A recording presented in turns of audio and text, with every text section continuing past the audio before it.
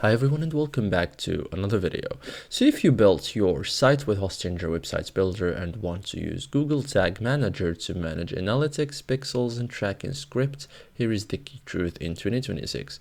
Hostinger Websites Builder does not support full Google Tag Manager container injection like WordPress.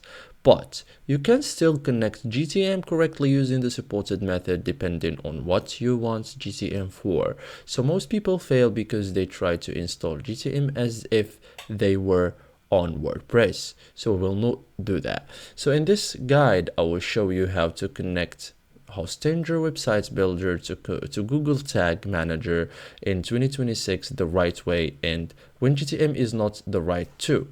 Okay, so first thing first, use GTM only for Google Analytics, most common. So wrong approach, for example, installing GTM just to run GA4. The correct approach yet is use native Google Analytics integration instead. Hostinger Websites Builder natively supports GA4. Okay, so GTM is unnecessary for basic analytics here. So if this is your goal, do not use GTM.